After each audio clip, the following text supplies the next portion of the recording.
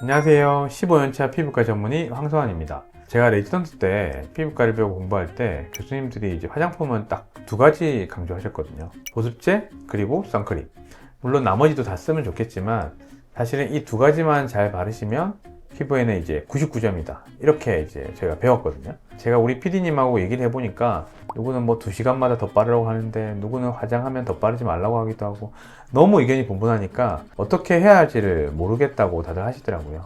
그래서 오늘은 이 선크림에 대해서 깔끔하게 정리를 해드릴게요. 오늘의 첫 번째 사연입니다. 안녕하세요. 저는 새벽같이 일찍 출근해서 해지면 퇴근하는 직장인입니다. 사무실 모니터 앞에만 있고 햇빛 볼 일도 거의 없는데 매일 선크림을 발라야 할까요? 뭐가 정답인지 모르겠어요. 선크림을 바르기 귀찮아하시는 많은 분들이 사실 안 써도 된다 라고 말하시기를 좀 바라실 것 같은데 저는 실내에서도 무조건 발라야 된다고 생각합니다. 자외선은 UVA, UVB, UVC 이렇게 세 가지 종류가 있는데 UVC는 사실 지표면에서 거의 관측되지 않아요. 그래서 UVB랑 UVA를 일반적으로 막기 위해서 선크림을 바른다 이렇게 생각하시면 되고, 이 UVB는 유리창이나 이런 부분을 통과를 못해요. 사실은 실내에 있으면은 UVA의 영향을 받는 거죠. 창문을 잘 통과해서 들어오거든요. 나는 실내에서 빛이 한 개도 안 되는 지하에서 컴퓨터만 한다. 이 정도면 사실은 안 바르셔도 되죠.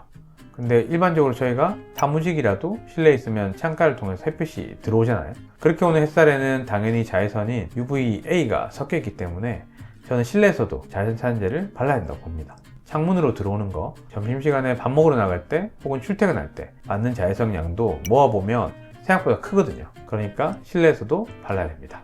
다른 데서는 실내에서 이렇게 바르는 게 또 답답하기도 하고 트러블 날 수도 있으니까 바르지 말라고 하더라고요. 자외선 차단제인 선크림을 발라서 그것 때문에 뭐 접촉 피부염이 생기거나 여드름 트러블이 생긴다면 저는 자기에게 맞는 선크림을 찾기 위해서 노력을 좀 해야 한다고 생각해요. 이건 뒤쪽에서 좀 자세히 말씀드릴게요. 그럼 대체 선크림을 안 바르면 피부에 어떤 점이 안 좋냐? 선크림을 안 바르시면 자외선 자체가 피부 안의 세포를 파괴하는 속성이 있거든요. 그것 때문에 주름도 많아지고 흑자, 기미, 뭐 이런 색소 병변도 많아지고 탄력 섬유도 파괴가 돼요.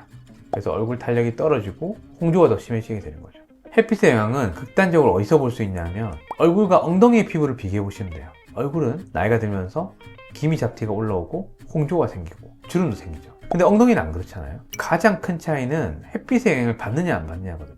그리고 선크림을 오래 안 바른 전형적인 얼굴은 주로 남자분들이 이렇게 볼 수 있어요. 이런 분들의 특징은 기미 잡티 같은 병변도 많지만 얼굴이 전반적으로 톤이 어둡고 붉은기가 되게 심하거든요.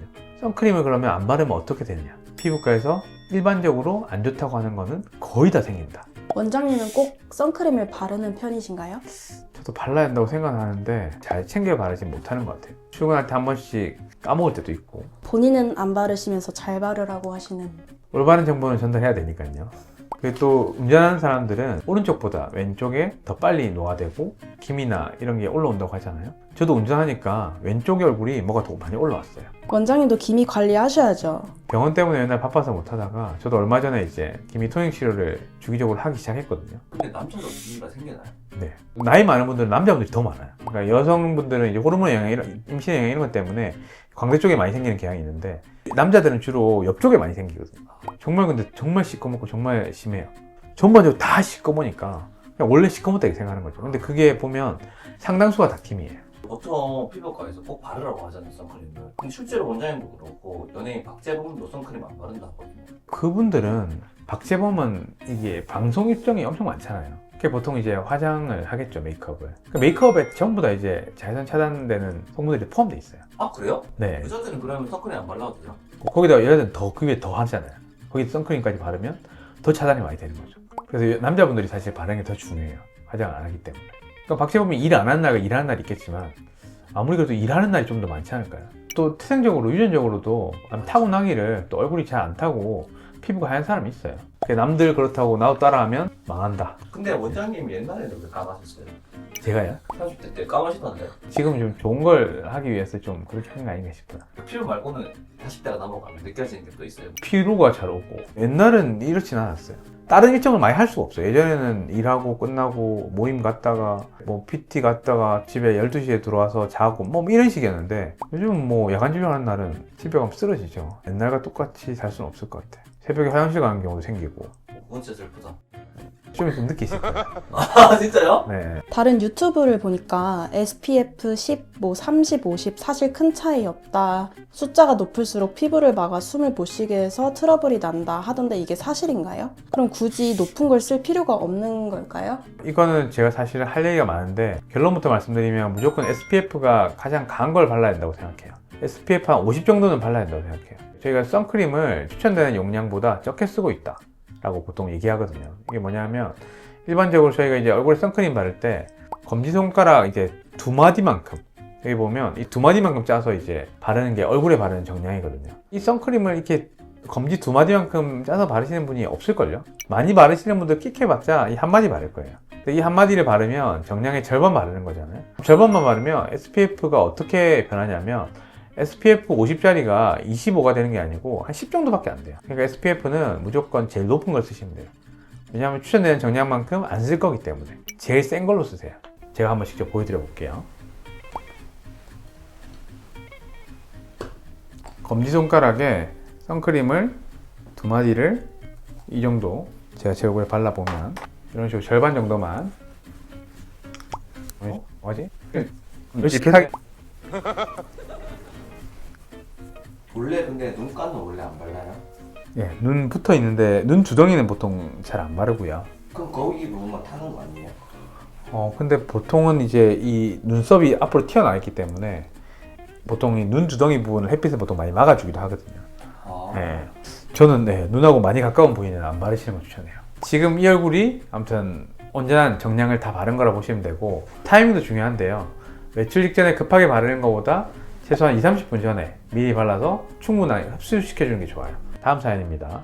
저는 선크림 알러지가 엄청 심해요. 그래서 못 발라요. 유기자차, 무기자차 두 종류 다 사용해봤는데 유기자차는 두드러기처럼 올라오고 무기자차도 며칠 후에 오돌오돌 올라오더라고요. 선크림을 안 발라서 그런지 광대에 있는 곳이 흑자랑 기미도 올라옵니다. 도와주세요. 무기자차, 유기자차 이렇게 나뉘잖아요. 사실 근데 그게 무슨 개념인지 잘 모르거든요. 이 무기자차는 피부 표면에 이제 물리적인 막을 형성해서 일종의 거울을 반사막을 만드는 거예요. 자외선이 들어왔을 때 튕겨나가는 거죠. 안으로 안 들어가고. 그래서 무기자차는 성분이 피부 바깥에 머물러 있기 때문에 약간 두껍게 느껴지는 거고 하얗게 뜨는 이제 백태 현상이 생기는 거고요. 백탁 현상. 유기자차는 피부에 조금 더 스며들어서 자외선이 들어오면 열로 바꿔서 밖으로 방출하는 개념이에요. 흡수는 되는 거죠. 피부에 잘 스며들긴 하니까 로션처럼 발림이 잘 되고 백탁 현상이 없는 거예요. 서로 장단점은 아주 확실해요. 또 문제가 무기자차 같은 반사막을 형성하는 종류는 자극이 심하거나 하진 않은데 모공을 막아서 여드름이 생기는 분들이 있어요.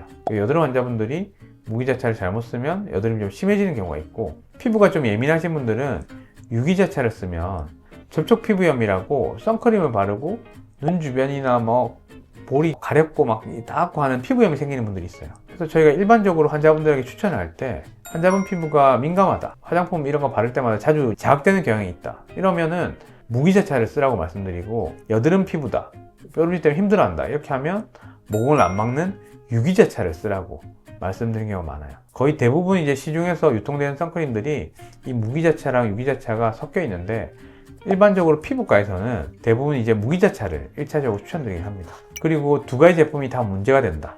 만약에 무기자차를 바르면 여드름이 나고 유기자차를 바르면 피부 알러지가 생긴다고 하면 여드름 치료를 평시에 좀 하시라고 권유드려요. 무기자차도 저같이 여드름 평시에 안 나는 사람에게 여드름 만드는 경우는 드물거든요. 그래서 선크림 때문에 트러블 나는 게 SPF가 높아서 모공을 막는다, 이런 거는 틀린 얘기입니다. 이 SPF는 자외선 때문에 피부가 붉어지는 걸 얼마나 잘 막을 수 있는지를 측정하는 지표인데 당연히 무기자차가 많이 있거나 유기자차가 많이 있으면 SPF가 높아질 수밖에 없겠죠. 그래서 저는 이제 개인적으로 어떤 게 국민템, 어떤 게 너무 좋다 이게 아니라 시청자분들께 맞는 여러 제품을 써보면서 나한테 맞는 게 뭔지를 한번 찾는 게 중요하다고 생각해요.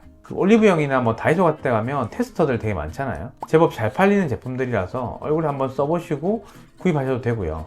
화해 같은 어플을 활용하는 방법도 있고요. 화해 어플을 이제 실행시킨 화면을 이제 보여드릴 건데 검색에 선크림이라고 치면 이렇게 많은 제품들이 나와요. 평가는 리뷰가 정확하잖아요. 그래서 저는 리뷰 순으로 이렇게 배열을 하고 상위 제품부터 봅니다. 자작나무 수분 선크림, 이거 이제 제가 쓰는 건데 제 애들도 쓰고, 보면 전체 성분의 한 40개 정도인데 중간 위험 성분이 한 3가지 정도 돼요.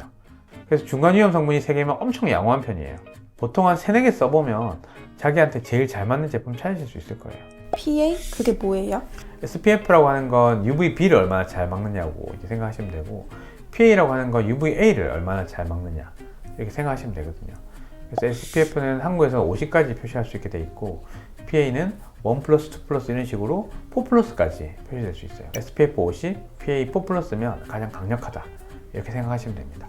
여기까지 영상 보신 분들은 이제 선크림에 대해서 고민이 좀 해결되셨을까요? 핵심만 제가 알려드릴게요. 선크림은 나한테 맞는 제품을 찾는 게 1번이고, 여러 개를 써보고 찾는 게 좋습니다. 다만 민감한 피부는 되도록이면 무기자차를 쓰시고, 그리고 SPF는 가급적이면 높은 제품을 선택하시는 게 좋습니다. 그리고 오늘 이제 구독자분들을 위해서 작게 이벤트를 하나 준비했는데요. 참여 방법 간단합니다. 부산 피부과 전문의 황성환 채널 구독해 주시고, 영상 보시면서 가장 유익했던 점들을 댓글로 남겨주세요. 추첨을 통해서 3분께는 오늘 영상에서 소개해드린 선크림을 택배로 보내드리겠습니다. 자세한 내용은 캡션 꼭 확인해 주시고요. 많은 참여 부탁드리겠습니다. 다음엔 더 재밌는 영상으로 돌아올게요. 안녕.